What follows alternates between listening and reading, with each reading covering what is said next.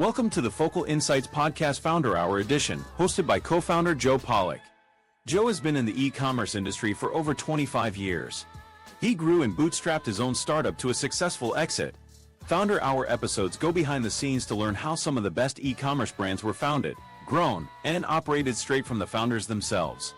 Founder Hour is brought to you by Focal Software, a new generation ERP and operation suite for e-commerce brands and third-party marketplace sellers. Focal was built with SMB brands and marketplace sellers in mind to help them grow profitably. Now let's welcome our host, Joe Pawlak. Hello and welcome to the Focal eCommerce Insights Podcast, where we chat with e-commerce entrepreneurs about business, selling online, and how to overcome challenges for success.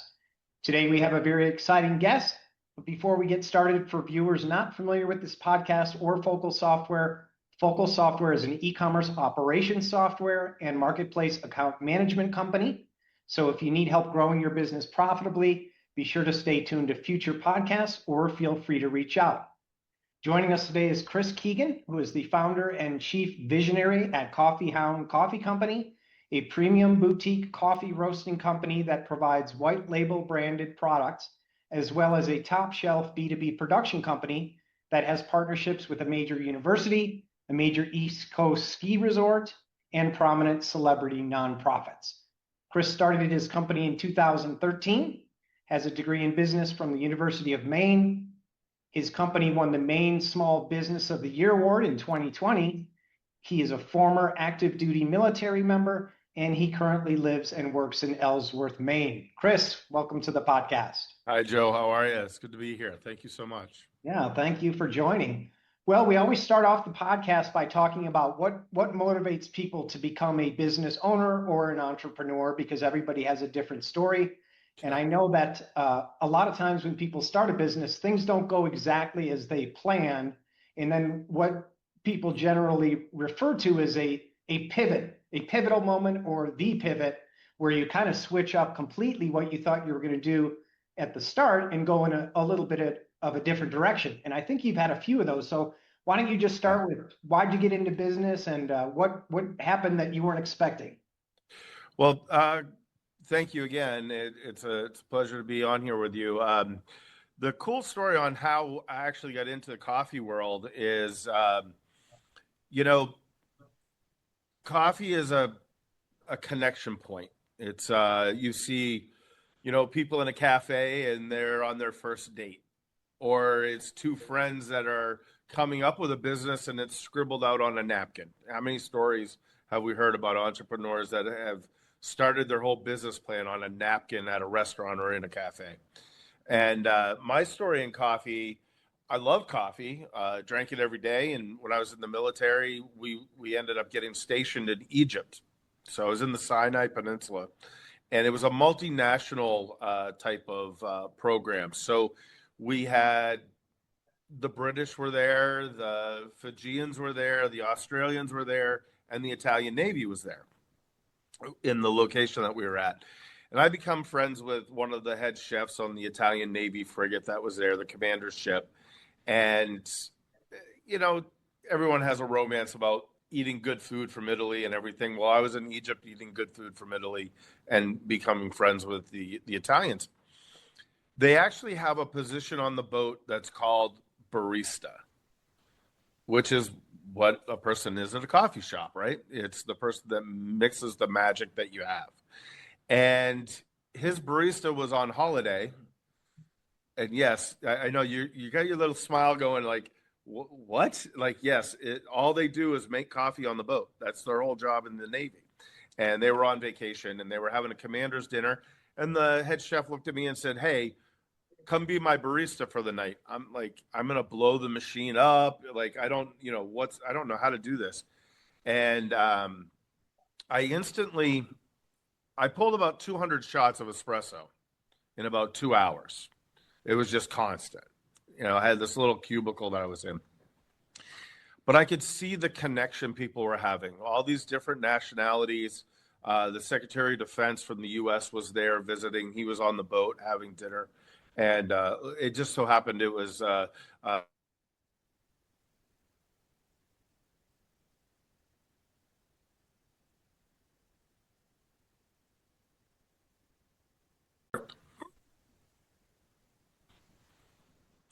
So while I was on the boat working as a barista, the Secretary of Defense, William Cohen from the state of Maine, was there having dinner.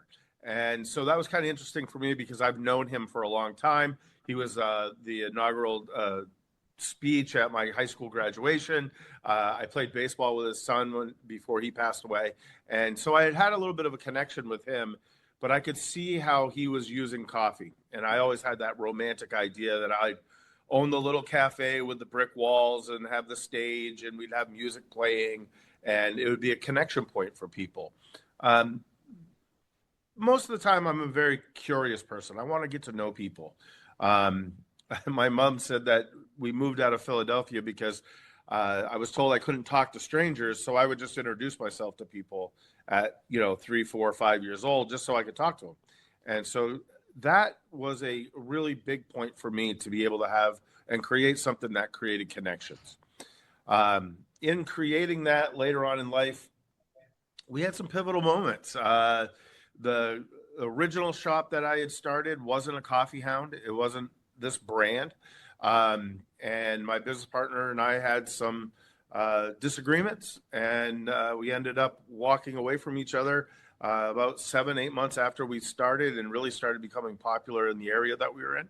And so that was a pivotal moment to decide to go back to zero and strike out and try something different.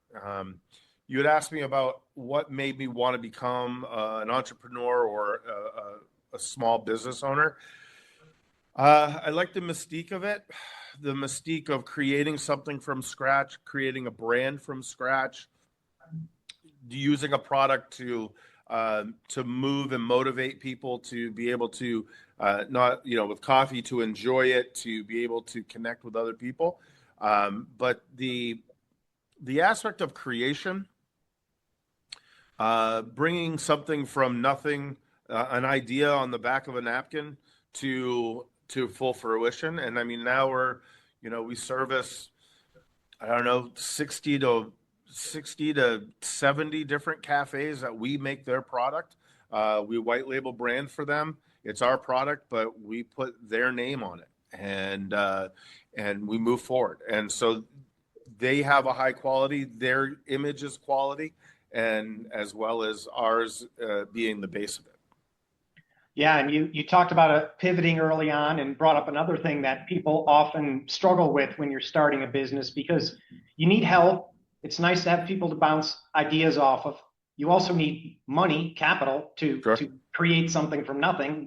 You'll like this next part of the story. So the question there is partnerships or no partnerships? Should you go it alone? So the second part of the story was that first business that we had started, the first business that I had started with a friend of mine. It dissolved. It took us 9 months to build it up. We were doing very well on a small little town. We were the only coffee shop in town, other than the national drive-throughs. We had one on both sides of the town, but people would come to our shop because of connection, because it was comfortable to set in. We had a nice fireplace, brick walls. We had that image, that dream. That dissolved in 8 hours. That whole relationship dissolved in 8 hours. And I called my better half, Jen, who, she was the catalyst for this company to just thrive and strive. And she was a great business partner. She's a great business partner. She's kind of stepped back into the office a little bit more out of the drive and direction. But she's still who I go to ask questions to. But with that being said, this was a Wednesday that other business fell apart. And Thursday morning, I got up to a text message that said, "Hey, this place is for rent in Bar Harbor. These don't ever come up. Give this guy a call." I'm like, what am I going to do? Like, what do I do? And because my whole world had fallen apart in 8 hours, right? Went down, looked at the space, said, okay, I've got $35 in the bank, because of that whole dissolution of everything else. And we wrote a 14-page business plan on a Friday. I wrote a menu out on a Friday. We put a check down for deposit. only on faith that it was going to happen. And I drove to Northeast Harbor, and Northeast Harbor is home of the Rockefellers, right here in Acadia National Park, beautiful park. And it was created by the Rockefellers and Dorr, these two gentlemen. And I was sitting in a parking lot looking at Rockefeller's office, which is on its own little island. I'm trying to describe the beauty of it and the serenity on how this is. And I had a friend pull up next to me and asked me what I was doing. And I said, I wrote a 14-page business plan. I have a place to rent down in Bar Harbor, and I don't know how I'm going to make it happen, but I want to make it happen. And he looked at me and said, well, let me see the business plan. And I handed the business plan from my truck to his truck. And he goes, all right, talk to you later. And he drove away. It was the only copy of my business plan I had. Of course, it's on the computer, but I didn't have anything to cast, try to forecast. Like, this is what I call into fruition. And so I drove home, and Jen said, where you been? And I said, I've been in Northeast Harbor looking at the Rockefeller's office.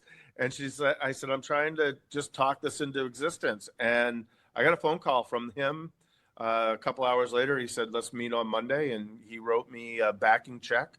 And we had enough money in the bank to operate for 2 weeks. So it all just kind of fell in place for you It kind there. of fell in place, yeah. I do have a question for you. So when you said your business dissolved in 8 hours, and then you were probably pretty overwhelmed. Now, when people start a small business, there's a lot of times when you can be out of business on paper, but you're still operating. So what's that mindset? What made you just not say, hey, I'm just going to go back to whatever I was doing before, a 9 to 5, or look for something new? What drove you on at that kind of a low point, I guess, if you want to call it that? A low point. I think I was under the asphalt. It's, there's a famous saying. It's not about how many times you get knocked down. It's about how many times you get back up. Right? You show your faith. You show your stability. You show your mindset by picking yourself up, dusting yourself off, and driving forward. Nobody's going to take care of you tomorrow if you're not willing to take care of yourself or move forward. I don't have a problem with somebody going through what I went through and taking a few days and then trying to restructure and move forward. I don't think it's even wrong to take a few months to try to recreate. But I was at a point where I knew I can make something work. And I knew coffee really well, and I had the right vendors that were making good product, because I wasn't roasting at the beginning. I was merely a coffee shop, and I got into roasting by a mentor by the name of Rocky Rhodes, who owns a coffee Q grading company, and so he really kind of gave me 35 years of knowledge really quickly in roasting. And so I picked up from there, and we learned how to test roast and how to taste and how to find the different notes of coffee and different things like that. Coffee is very much like wine. It has many layers and many different flavor profiles. When you look at a bag of coffee, boutique coffee, on the back of those, they're going to have flavor notes and how strong they are, what you're going to taste in coffee. So there was just a drive to go forward. But I think I tend to take that a lot away from my athletic career that I had prior. You don't win every race that you're in. You don't win every baseball game you play. What you do is, when you don't win those, you learn 20 different ways to be better. And that dissolvement of that company taught me to be more picky, to not move out of desperation, to make calculated moves, and to move forward specifically. It's kind of it's kind of, like in your world, the reason why people come to you for software information and different things like that is so that they can make the right choices moving forward without having to overthink or have to spend too many times stepping up and stepping back and stepping forward. Yeah. What about the idea of being flexible, looking for opportunities and being able to make quick decisions to keep that ball rolling? Yeah, you have to be flexible. You have to be, today's a no and tomorrow's a yes. You have to understand that you're not going home and laying your head down on the pillow with a big win every day. Wins come by being able to see the market, by being able to make quick and trusted decisions, and then also being willing to make those decisions and reevaluate and back up and move forward again. That's a huge aspect of being flexible, right? You don't always hit a home run in baseball. Sometimes you hit a double, sometimes you strike out. Yeah, and it's safe to assume that you're going to make mistakes, right? So you just have to recognize them and make quick corrections and keep moving forward. Yeah, you got to own your mistake. Okay, that didn't work. That's on me. Let's make the better decision. Let's make the next decision better. Let's move forward and let's not revisit that. Or it was a training guide for you to not ever go down that way again. Yeah, absolutely. Yeah. Now, how about that's a lot of backstory, and it's really a cool backstory. How about now you're in business, you're jamming away, doing the best you can. What things came up that you weren't expecting just from a general business sense? 4 years ago, we were buying green coffee at $1.76 a pound. Today, we're buying green coffee at $4.75 a pound. Didn't see that coming at all. Didn't see the first drought in Brazil in 89 years, frost or a drought in Brazil. Brazil is the largest manufacturer of coffee. So they actually kind of dictate and run the market. If they have a banner year, prices are one way. If they have a bad year, prices skyrocket because of that. But that's across the world. So they dictate the trade commodity market by everything going on in Brazil. A year and a half ago, they lost 40 million bushels of coffee due to a drought, and our prices went from $1.76 to $2.35 to $4.20 to $4.75, and then tariffs hit. They're 50% margin on tariffs, so you're $4.75 a pound green from everywhere, and 10%. To if you use Brazil as your marker or as your main coffee, you're paying 50% more on top of that because of that. So, that's $7 a pound, $7 a green pound. And where does your profit margins go? Your profit margin goes out the window because, our bags are between $17 and $18 a bag. In the boutique world, that's kind of beginner medium. We want to stay in that direction. We don't want to be $24, $25 a pound. Now, we do have some niche market stuff that we do. We do a bourbon aged bear coffee, and that's it's $22.99 a pound, a can, and it's an 8-ounce can. So it's half pound. So with that, those are things that we didn't expect. We didn't expect the market to be in that aspect. We didn't expect people to buy as much of the stock that was in under fear. The price dipped by 25 cents, and our import-export company sold 100% of 3 different crops. And those were crops that we depended on to buy smaller amounts of to stay more fresh and more relevant, and they were gone.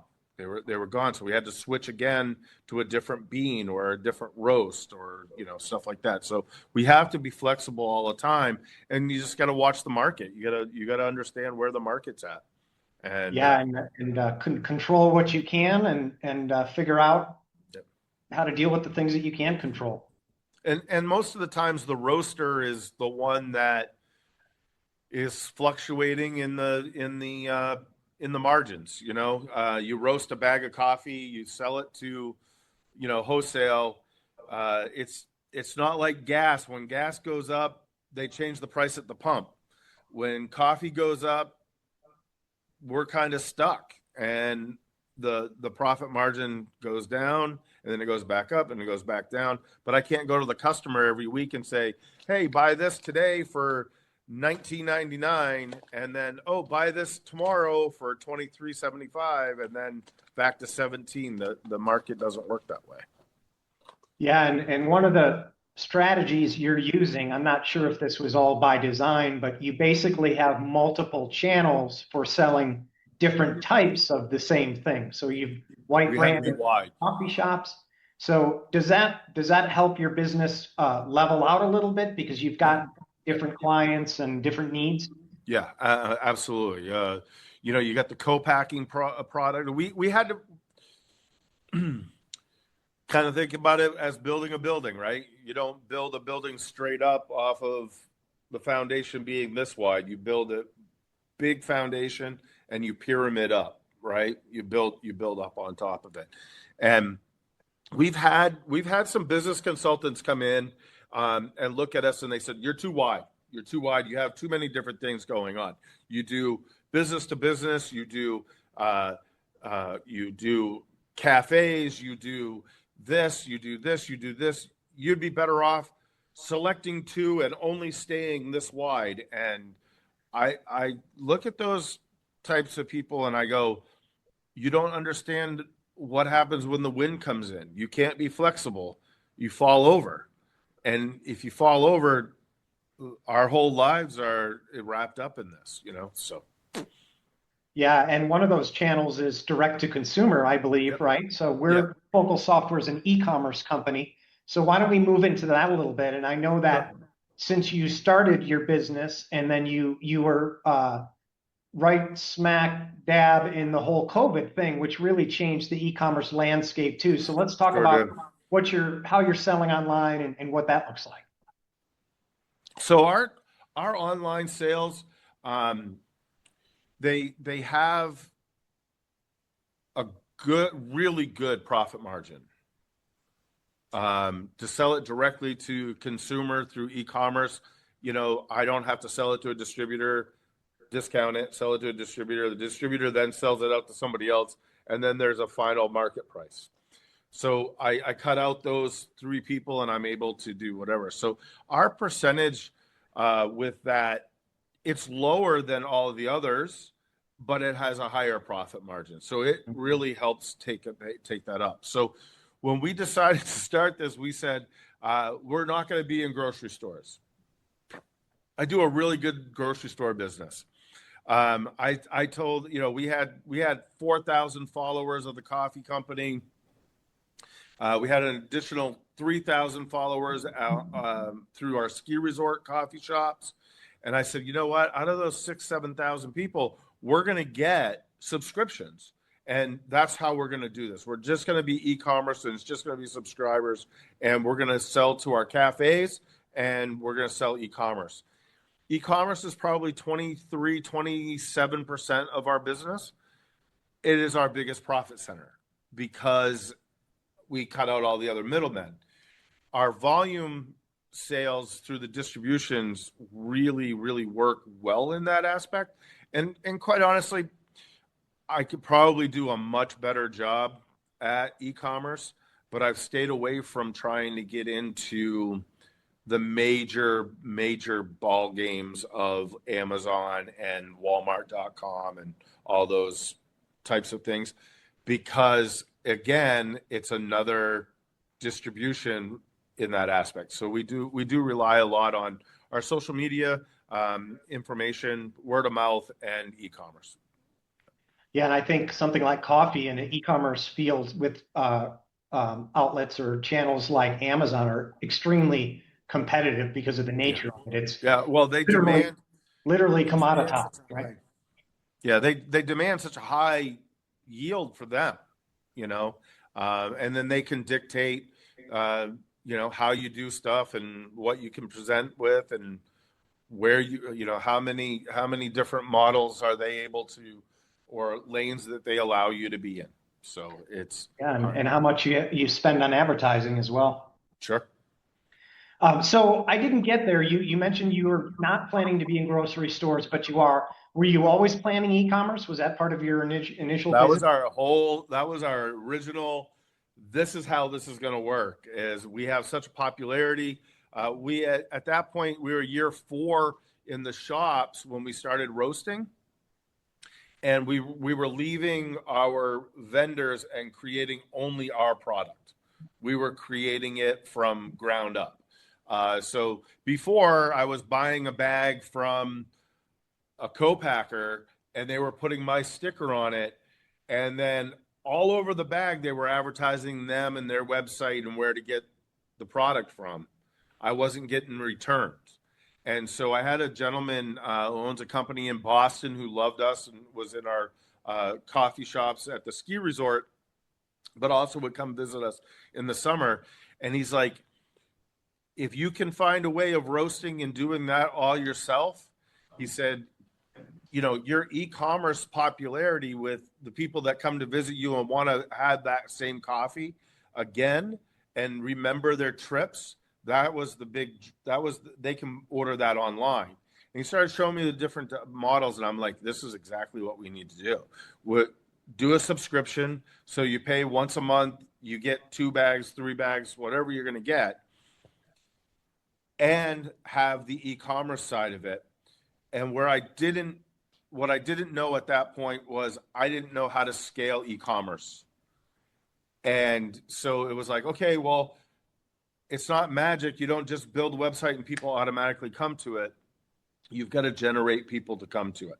So that was our big launch, was like, we're going to do 100% online, only do online.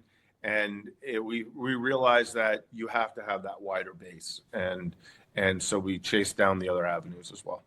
Yeah, and with the roasting too, you're not end to end. You're not growing and harvesting beans, but Right. you do have more control over the process Yeah. once you get those beans. So that helps with margins. You can kind of chop up your business and see where you can make better efficiencies. And I'm glad you mentioned the fact that we're not growing and bringing it off the plantation and bringing it in. I'm glad that you touched on that, because I wanted to make sure that, just to instill even more confidence, I guess, with what we've got, is we know the farmers.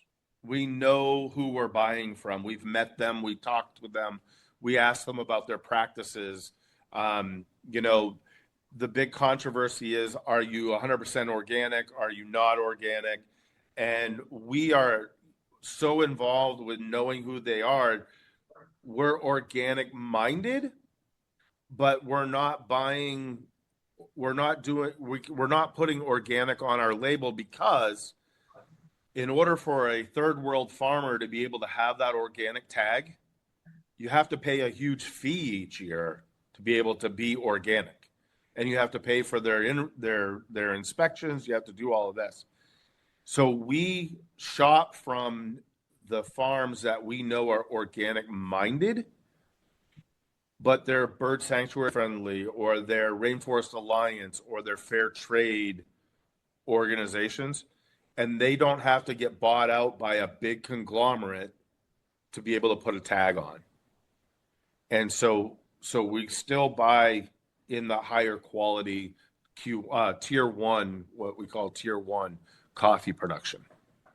Okay. Yeah, so there's ways to be organic without, but the certification is a whole different A whole different game. It actually hurts the farmer. Yeah. It hurts that third world farmer, because they have to sell all of their plantation, their hectares off. They are then owned by a major company, and that company is going to recoup off of being able to sell that higher priced organic.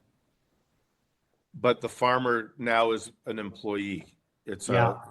so they don't benefit from it. Right. Okay. You touched earlier too on what everybody wants to do with e-commerce. The big things you need to do is build a brand, get some brand loyalty, get those Yep. subscriptions, but you also have to be able to scale and move a lot of product because of the model. You may have smaller margins, so have to move more product. So let's talk a little bit about technology and tools. What have you found over the years that's been effective to help you scale a little bit better, or just be more efficient in your operations? Find the best possible for you CRM.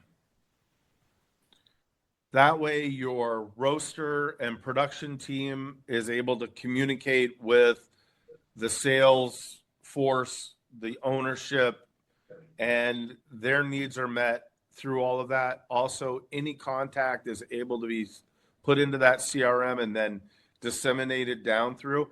If you don't have clear lines of objective workflow, you can't have your roaster or your production trying to run your sales, and you can't have sales not knowing what they're doing or who you've talked to. They've got to know those types of things.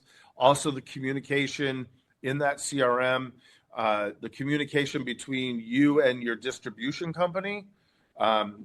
It used to be your distribution company and the owner of the company talked once a week to see how numbers were and all that. That is such a waste of time now. Those relationships are great. For me to be able to call you, Joe, and have a conversation about something, that's fantastic. But your CRM or your email base aspect, I can touch base with you. I can cancel 2 or 3 times in a row to do something, but it takes that communication to be able to move forward. A good CRM, and then an operating system that allows you to see trends, notice trends, and activate trends is something that's very, very key for us. We don't constantly change our blends. We don't constantly change. We don't. Some companies do specials every month. They do a special. They have money set aside. They buy 4 or 5 big bags of some different bean. They come up with a different roast, and that's their special stuff. We think everything that we do is special. We have, our reserve lines, our University of Maine lines, our Patrick Dempsey Center lines that helps with that. You've touched on that before.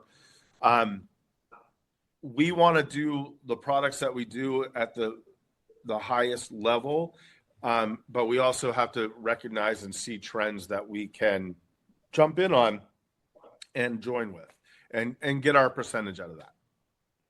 Yeah, you talked about a couple of things there that have always been constants.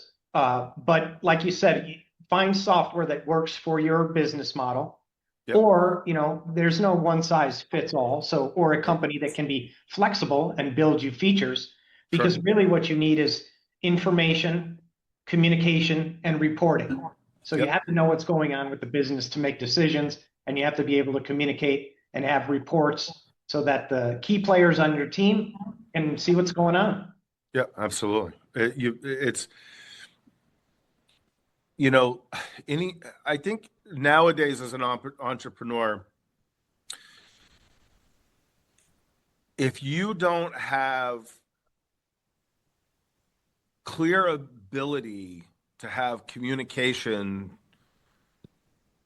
as fast as possible, like if I'm out on a sales call or if I'm out talking with, the Dempsey Center or seeing those people, and something comes up, if I am not reachable, if I can't check my CRM and find out, hey, there's a problem with da-da-da-da, I can't fix that. And now with the technology, with the information we can get so much faster nowadays that we can be quicker on the draw. We don't have to be a week late on this problem happened and da da da. And that is, it's the biggest thing, to be able to be flexible, be able to turn and make quality decisions. And if you don't have the information fast enough, you can't stay afloat. Yeah, and usually problems with small business or growing businesses are not super complex. It's just that the communication breaks down, and then the client perceives it as a huge problem. Yeah, the solution may be simple, like, hey, we'll ship you another box. But you didn't hear, or the communication lines broke, and 2 weeks went by, and they just got more and more angry, and it just becomes something bigger than it ever should have. We just had it happen the other day, and a customer called up and said, "Hey, I just spent X, Y." And it's always the biggest thing, isn't it? It's like customer says, "Well, I spent all of this money on this because I perceived it as a premium product." Okay, well, what's the problem? How can I fix it? If those people don't reach out to us, we can't fix it. And the problem never gets taken care of. Literally, the problem happened, let's say 2:00 in the afternoon. Customer was contacted. New product was sent out by 3:15. The next day, by end of business, they picked up the replacement on their porch. If I didn't have the ability to have the communication that we have as fast as we have, that would have been a week. And that customer then tells, they don't tell 20 people about how good your product is. They tell 3. They tell 50 people how bad your product was because of one little problem. Yeah, that could have been fixed. That's one of the unfair things in having a business and customer service. Yeah. Okay, since you mentioned those things are super important, and we have, hopefully we get some people viewing this podcast that want specifics. Is there any tools that you love that you want to mention? Maybe your website, what you're using there, or a CRM, or anything, if you're comfortable mentioning them. Yeah, I'm comfortable mentioning them. The one thing that we use Copper, CRM Copper. It is very malleable. I don't use every tool on it because some of the tools are just so deep that we don't need to be that deep. But they're there, and it is fun to once a quarter to go in and really kind of take that deep dive further. It almost gives you an MBA level diagnostics. And they're very common. They're the household name right now for CRM is Copper. We've used them for a couple of years now. And then we our website is WooCommerce. We use a Square for in the field, like when we go to do demos. Percentages are percentages. Each one's going to have their pros and cons, but it allows me to have a cash register on my phone that I don't have to have a cash register in the field. The WooCommerce is just, it's easy because I can change blocks and move images in and out really easily. And we use Canva. I don't know if you know about them. Sure. They're just a great tool to be able to pull imagery together really quickly. Like, if I don't have a signboard for a wall at a store or a cafe, I can have it done and I can have it up in the store in a matter of days versus calling, those big companies. I used to use Shutterfly a lot, and I would send images in. They would get their stuff done, and they would have it back to me in 5 days, 6 days, 7 days. Whereas Canva, I can take and I can ship it right to my local print shop that is really high quality. They'll have the board up in the next day, and the customer has it on the wall in 2. So those are just some great tools that we use. Yeah. Yeah, and I'm just always curious when you've got a product that's somewhat perishable, right? You've got to Yep. move the product, you've got to know where it is. What do you use for operations, inventory, stuff like that? Um, we use A lot of people flex Shopify or WooCommerce to fit those needs. yeah, WooCommerce helps us out with that. I know that our production lead is constantly going through our inventory on what we have, what we don't have, what we need. WooCommerce, Shopify, that helps us a lot with our product, our bag products. The bags that we produce. Once that goes through, that really is helpful because our full printed bag that takes 3 weeks to make. We have a You can't company. run out of them. You can't run out of them, and we've had a run on some product lately, and luckily the company that we use in California, they'll run half of the batch, put it in an express box, and send it to us, and then follow in. But we have 4, 8, 10 different products that we bag that's underneath of our label, and that's 10,000 bags. We have to order 1,000 bags as a minimum, and we end up ordering. Our reserve bag never gets reordered. Our decaf that takes a little bit longer. It's decaf. It's not the quality of the product. It's the quantity of drinkers that use it. So we'll double up on our biggest lines, our Italian, our Maine Black Bears, and our medium, our Bar Harbor medium roast. Those we normally double the bag orders on. But we've had a pretty good run lately on the medium roast, and we did have to have a couple days in between getting that product back out. So. All right. Well, now I want to switch to a part of the podcast that I call the speed round. And this is just some quick questions, 3 questions for you, but more general stuff with the idea that if somebody's watching or listening, it's kind of advice that you may have from a business standpoint. So the first question is, what would your number 1 piece of advice be for anyone thinking of starting their own business? And you can't use "don't do it." How everyone says, if you want to be. All right, but I'm going to use the word "don't." Okay, go ahead. Okay. Don't only have 2 weeks worth of operational money in the bank. That's a big one. And don't think that the Boston Globe's walking in your door 3 days after you open and doing a piece on you. Yeah, that was a big bonus for us, but yeah, I would never start another business that I didn't have an ample amount of security behind me, or venture capital behind me, that had all the intentions for us to be able to go forward. Yeah, and I would even add to that, if you're thinking of starting a business, whatever amount of money you used to think was a lot, it's not a lot anymore, because everywhere you turn when you start a business, there's going to be something that requires cash. Yeah.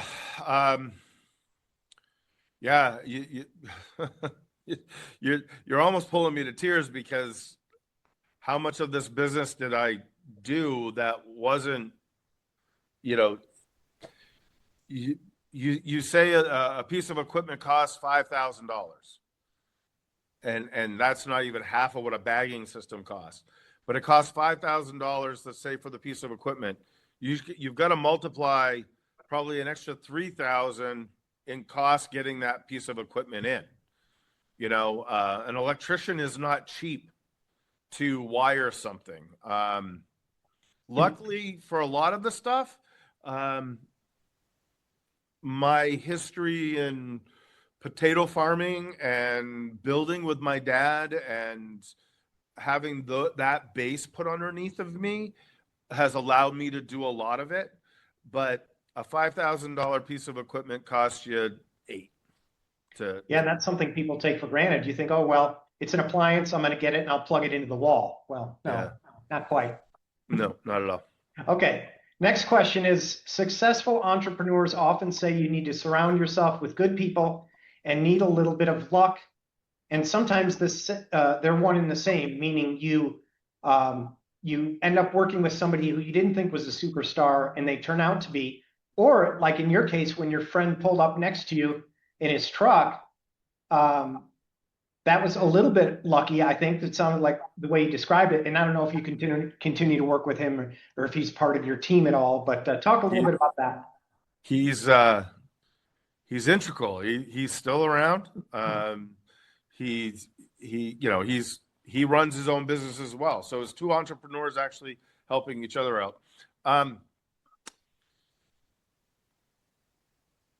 I like how you asked that question, because I want to just have a quick, snappy answer because it's kind of funny in my head. But an entrepreneur should never be the smartest person in the room. The smartest person in the room should be your entire team. You're the leadership. You're the guy with the idea. You're the guy that has some direction. But I want my staff, I want people around me, I want to elevate them to take control. I want that idea to blossom and somebody else know how to take it there. You've got to surround yourself with a team of people that are brilliant in their fields or exceptional learners and applicators. And that's where the luck comes for an entrepreneur, is when you can surround yourself by those people. That's when you feel lucky.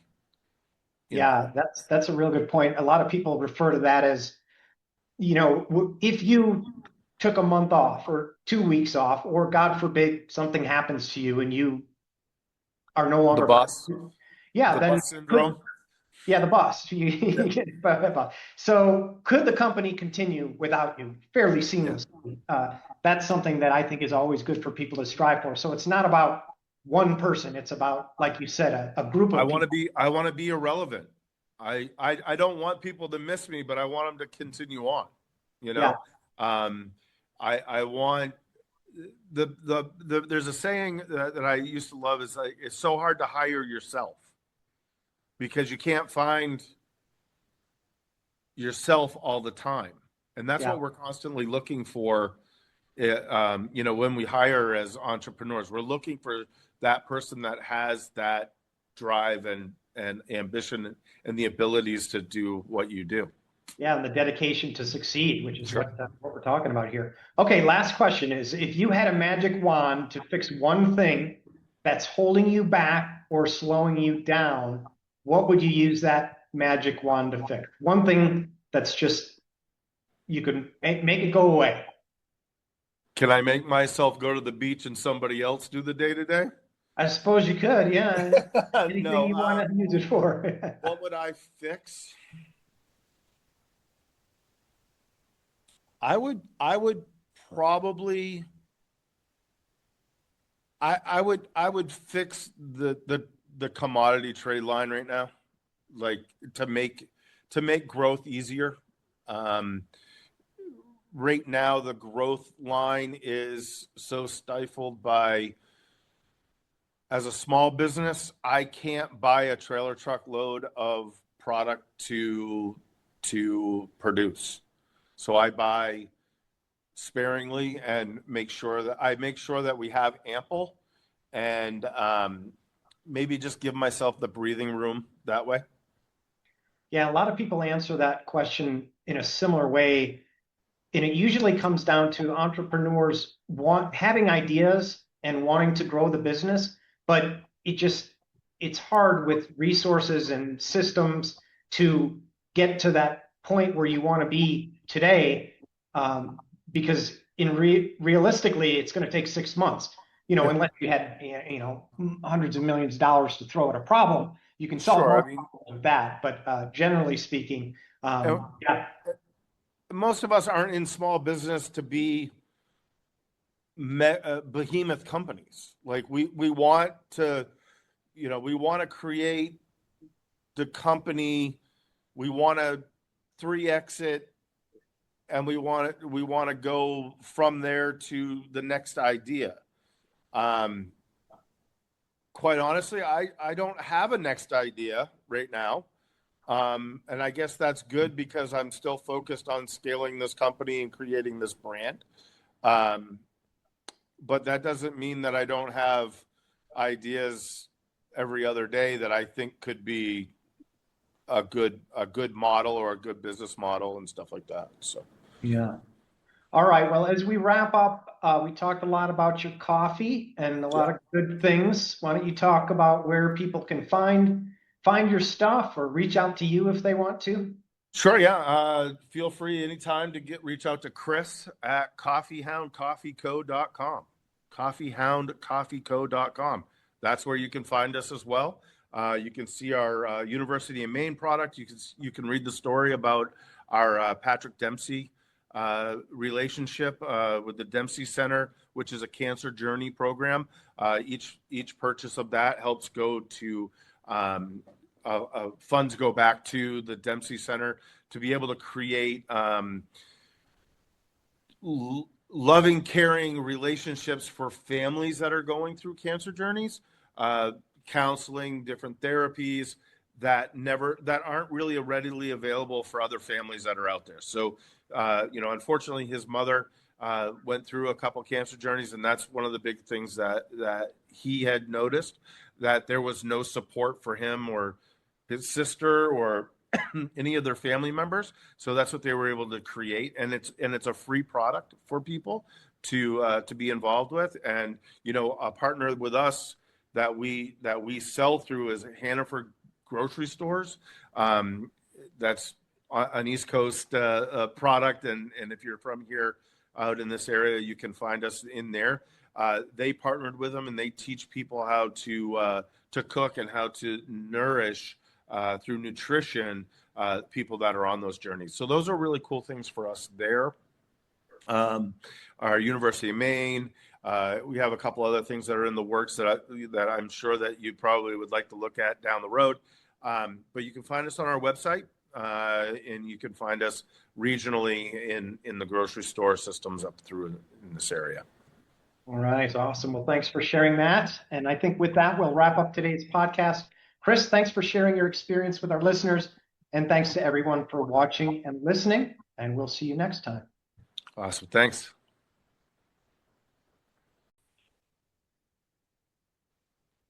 Hi, Dylan. This is Chris from the Coffee Hound. Joe and I are just kind of doing a little bit of walkthrough on what our production facility is. And I'm sure there's going to be a couple things that you're going to hear that you might want to take advantage of trying to get back on with me in January, hopefully. Just wanted to show that this is our stock. This is our stock that will all be used. This will be used probably in the next week and a half. 4,000. There's probably 500 bags there. There's a couple hundred there, here, there. And we've run out of some that we're waiting in on. One of the things that Joe wanted me to show you was this is our Tourmaline Elfin 1. This is a coding and printing system. This actually keeps track of how many medium roast, dark roast, light roast, different bags we can code, and we can print from a 1/16 of an inch all the way up to 2 inches on this machine. And then they have machines that you can add more and more heads on, and you can actually print full labels on boxes now. Instead of having a sticker, it would have a QR code on it, and actually full high def resolution printing. You can do them on bags now. You can do them on boxes, different production boxes and different things like that. Cool system. Love that company. Lori Raymond. She is somebody that you should talk with, Joe. Lori Raymond. I'll send you an introduction email to her for both of you. And she'll want to see me on the podcast. Her and I have become very, very close friends just from writing a review on their ink. And next thing you know, I was in Vegas at a trade show hanging out with her for a whole day. She is a sharp lady. Anyway, and then we're going to move into here. This is our packaging and production room. Label stickers for different co-packaging things that we do for white label. And these are our pneumatic bagging systems right here. Full scale system on the front of it. It weighs everything out, and then pneumatically opens and closes so that you have within our tolerances within 2,000ths of an ounce per bag. And that's for a 12-ounce bag, a 2.5-ounce bag, different ratio of bags. And this is, Joe, is one of the original rooms. So this room is 500 square feet. So you expanded from your original space. And this room is 400 and some odd square feet. That was the whole company. That's a roaster. That is a roaster. This is the Drogo. We call it the patron saint of coffee is Drogo. But I think we were watching Game of Thrones and my wife liked Jason Momoa and she says that's as sexy as he is. So this is a Diedrich IR12. So it can roast 26 pounds in 14 and a half minutes. And it's a full mechanized system. So I went through and roasted everything manually, saved it. And then now my roasting team, as long as they put the right beans in the hopper and select the right button, within 1,000th of a degree and 1,000th of a second, that consistency will go through. Wow, that's cool. And you can change, it has different programs in it. You can change from dark roast, Italian roast, medium roast, light roast, specialty roast. If we have to manually roast something, it's because we're changing a bean and we want to make sure that bean works as well, or we want a different flavor profile from that. Quick question for you, Joe. Dark roast, medium roast, or light roast, which one has the highest level of caffeine? Oh, the lighter the bean, the more caffeine is what I've heard. That's right. Lighter the bean, the more caffeine. So like this right here is your roasting levels.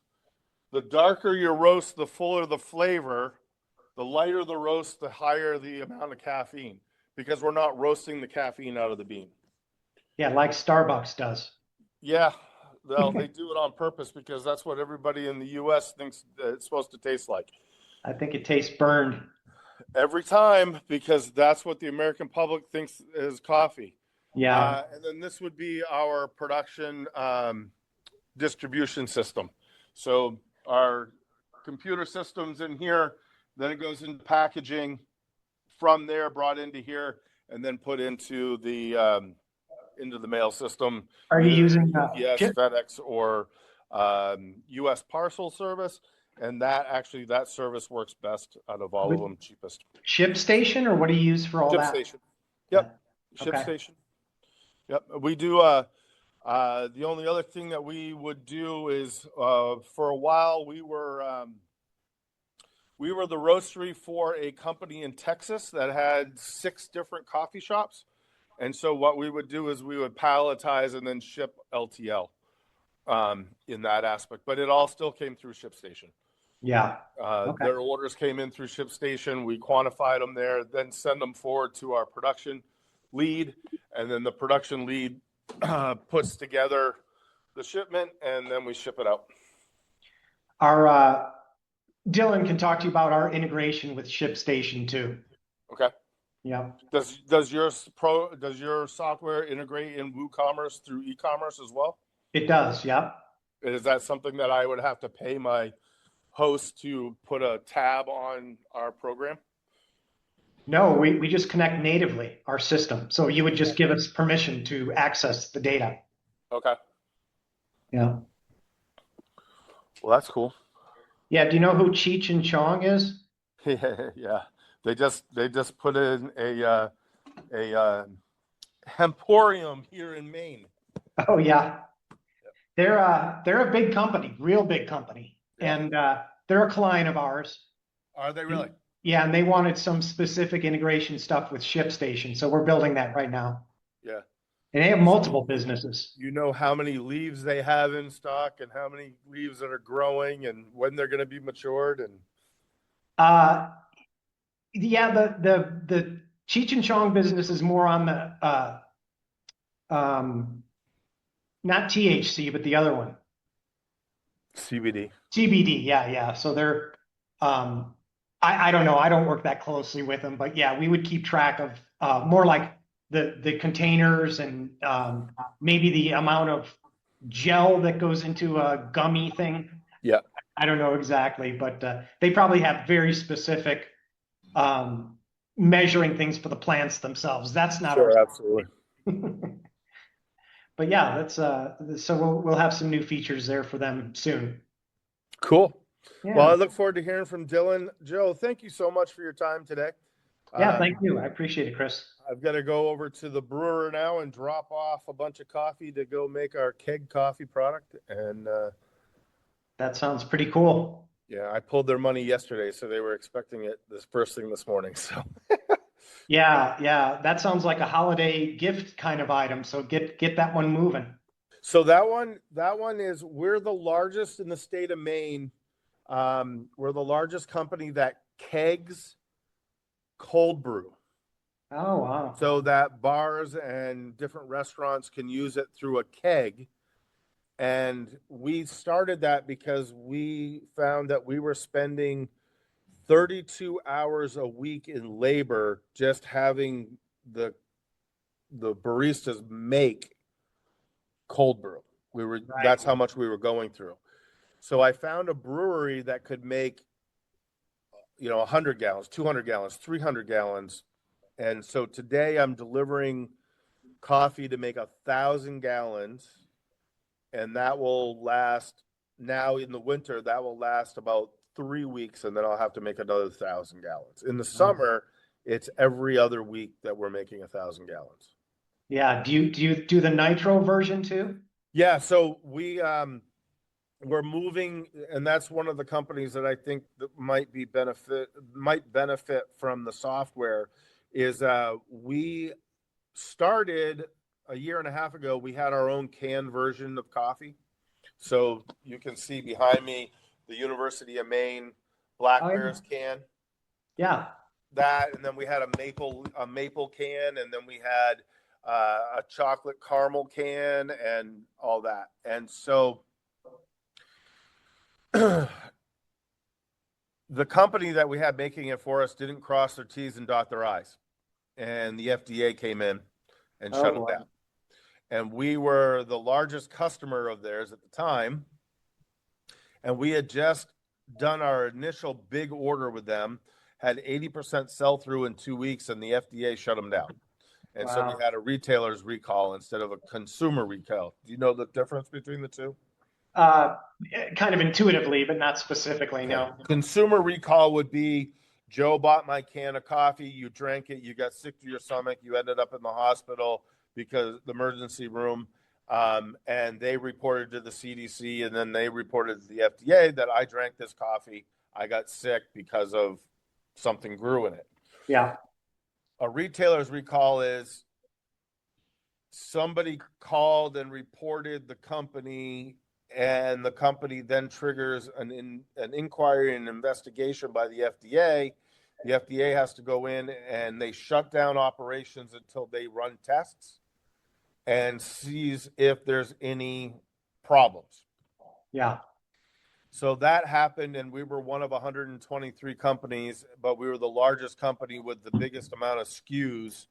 And so we ended up having to shut down, and luckily all of our partners were like, nope, that's cool, we're fine, just let us know when you're back. We expected them to go back into business. They didn't, so they probably cost me a little over $1 million. Yeah, that's awful. Reputation and all that stuff too. That's another thing that's out of your control. Yeah, you gotta be flexible, you gotta pivot, you gotta find the right person to come along. So the Dempsey Foundation, they'll have their own can. Maine Black Bears will have their own can. We'll have a can. And I'm hoping to sign an LOI next week with one of the largest donut companies on the East Coast to create their own product as well. Perfect. Yeah. So we'll be back in that game, and that will be shelf stable for 18 months per can at that point. So, yeah, which is great. Awesome. You got a lot going on. Congrats. Got a couple things here and there. Yeah, sounds like it. Okay, well, just to recap, I'll send you the recording of this once it compiles. Perfect. And then Dylan's going to reach out to you to set up a demo for early January and just talk about your business, maybe get some feedback. If you like it, we'll put together a killer deal for you. Okay. Or we'll talk about maybe working together later on if that works as you grow. As we grow. All right. Joe, all the best. Thank you so much. Thanks, Chris. Merry Yes. Christmas. Happy New Year. Merry Christmas. Happy New Year. Bye. Thank you for listening to another episode of Focal Insights Podcast. If you like this episode, go ahead and hit the subscribe button so you can be alerted of new episodes. See you next time.